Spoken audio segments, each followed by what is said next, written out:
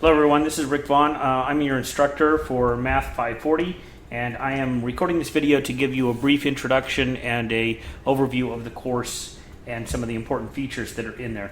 So the first thing you're going to want to do to get started is to look at all of the announcements. So you can see some of the recent announcements, but if you go to the announcements section, you'll see all of them that have been posted. Starting with welcome message, the late work policies, the guidance ones is where you're going to find lots of great information each week, and then a few other things as we go through. So the other three things that I'd like to talk about this week in this video, and we can do additional videos like this if you find them useful, is I'd like to talk about my expectations for participation in the discussion boards, and then we're going to talk about the homework, and then we're going to talk about the quizzes. Just a getting started video. So first of all, let's talk about the discussions. So in week one, you have the important discussion, which is the introduce yourself. And this is not an option. You need to actually post your introduction. So go to week one, post your introduction. This is a graded discussion. You're supposed to post your introduction by day one, which is Tuesday, and you have until day 7 to respond to your classmates. And if you look at the rubric, you need to respond to at least 2 of your classmates. And as I'm going to say in the other discussions as well, it's my suggestion that you exceed the minimum expectations if you want to get the best possible score on your discussions, including the introduction. All right, so down here, you're going to see some different people some people have already posted their introduction, but you can just hit reply and then introduce yourself. You look at the word count, and then respond to some of your other students.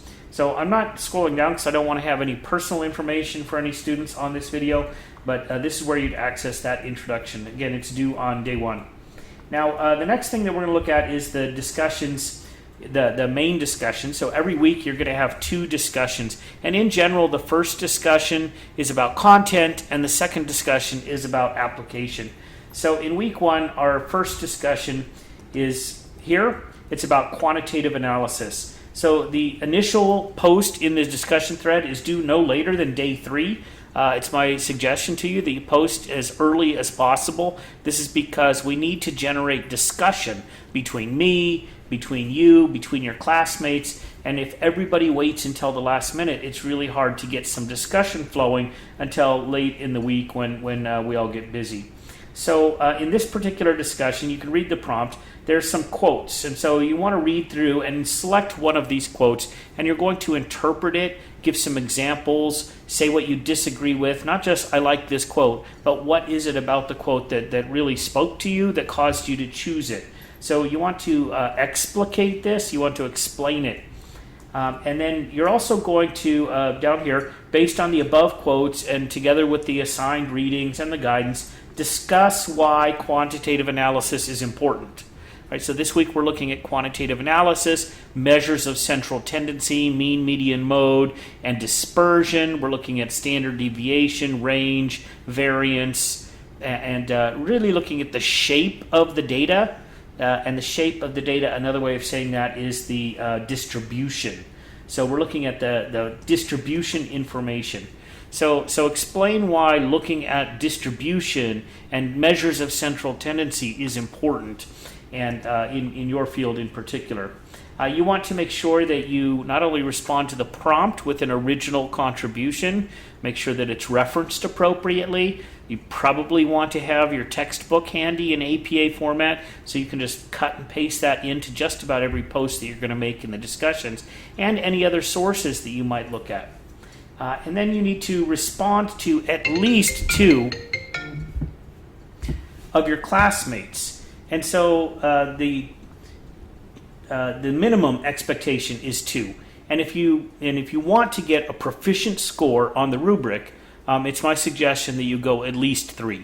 And these need to be substantive responses, not just good job, oh, I really like what you said this week. So you want to respond to the classmate. You want to say something about it. You want to go a step further. You can critique it if you think that there's something you disagree with.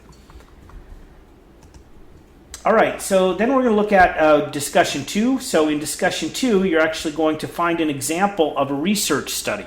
So now you actually have to use some of those information literacy skills, these research skills, and you need to find an article. This needs to be an academic article, a professional journal article, not just something that you Google or a website that you found.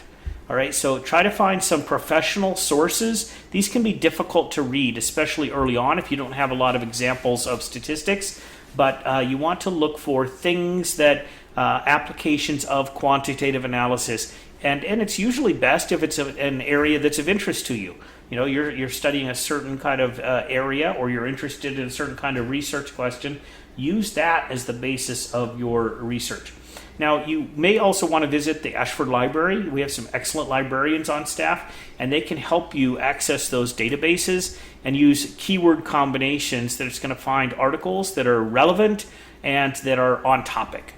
Because that's the biggest challenge. Writing the post is not the biggest challenge. The biggest challenge is finding the article that's going to address the prompt, that it really is using quantitative analysis, or it really is using qualitative analysis, or it's really using an example of regression or correlation, and all of the different topics we're going to have each week.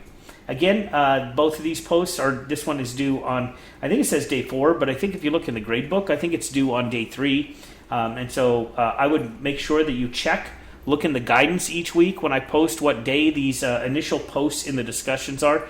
Again, it's my suggestion that you post in both of these discussions as early as possible in the week, because that gives you plenty of time to get your responses in. And just to clarify, you need to have at least 2 responses. I'm recommending 3 in each of the 2 discussions. So you should be planning on posting 6, 7, 8 times a week. 1 initial post of your own, plus 2, probably 3 responses, so that gets you to 8 minimum if you're going for that best possible score in your discussion each week. And the discussion posts are really, each one is not worth a whole lot of points, but in their aggregate, they really add up to a substantial part of your grade. And these are easy points to get. So if you take your time, you budget it, each week you knock out those discussions, you'll really go a long way towards getting a good grade in this course. All right, so the next thing I want to look at is the homework. So in each week, and we'll go to the modules, go to Module 1. In each week, you're going to have your overview and the resources and the discussions. Then you're going to have your assignment. Now, the assignment, it says on here, from Chapter 3, complete these questions. From Chapter 5, complete these questions. Those aren't really your homework assignments. Those are problems that are in the book that are related to the actual assignment that you're going to get. The actual assignment that you're going to get is in MH Connect. So it says right here, complete these problems in Connect. You need to make sure that you've kind of linked over into the textbook using the announcement that I've shown you before. But once you have crossed over into this MH Connect, load MH Connect into a new window. And now my screen's going to look a little bit different than yours. The first time you might need to authenticate and type in some information. But right here it says week 1 practice, week 2 practice, week 3 practice. That is your homework. So for week 1, you're going to complete week 1 practice. You'll do the problems in there. You can do them multiple times. And then at the end, there's going to be a button in the upper right-hand corner that says submit. And so after you've submitted those assignments at the end of the week, I'll go through and I'll be able to see what your scores were, and I import those scores. It's a manual process from MH Connect into the gradebook in Canvas. Right? So I do that at the end of the week, and a lot of times, I'll see almost every student who's completed their homework will get 2 out of 2. So it's easy to get full points on the homework as long as you've completed all of the problems and you've done so prior to the deadline. All right, the next thing that I want to look at, last thing that I want to look at, is the quizzes. So we're going to go back into the modules, and I'll show you about the last thing you should do for each week is the week quiz. Now, these quizzes, I have to tell you, create a lot of stress for students. These are really computational based, so these are asking you to compute things like mean, median, mode, and standard deviation, and all of those sorts of things. So these are ones that are a little bit different than the applications that you're using in your discussions. There are 10 multiple choice questions, and this in their aggregate again is 5% of your course grade. Now 5% is not a lot, and that's why I really think you should do your best on these quizzes, but don't stress out about them. If you get 7 out of 10, you get 6 out of 10, it's okay. Learn from it and try to do better the next time. You don't need to hem and haw about it. You don't need to get upset about it. Just do the best that you can and go into it. Prepare and be prepared, and then take your one attempt at the quiz, and then go on to the more important kind of assignments that you have. I'm not saying these aren't important. I'm just saying that these create a lot of stress for students, and I don't want you to get worried about them. You do want to practice. They're very similar to the kinds of problems you're going to see on your homework, and they're the same kind of computations. All right, so I have a preview, but you're gonna actually have an attempt button on here. You click that attempt, you take the quiz, it automatically imports your scores then into Canvas. So quiz scores automatically imported in Canvas. Homework, I have to do a manual process, and then your discussions, I grade them at the end of the week. And that's pretty much the course. So every week we're doing that same pattern. We do 2 discussions, we do a quiz, we do homework. The big ticket items, though, are in week 3 and in week 6, and there's a paper. And so the research that you're doing, oftentimes in that discussion 2 each week, those are going to be sources that you want to build up some of your sources through those discussions, and then weave them together into the paper that you first do a draft of in week 3, and then you do the final version of in week 6. Pay very close attention to your formatting and making sure that you've answered all of the parts of the prompt in each of those weeks. All right, so my name's Rick Vaughn. I have a PhD, and so you can call me Dr. Vaughn, you can call me Rick, you can call me Mr. Vaughn, you can call me Dr. V is how I'll often sign my emails.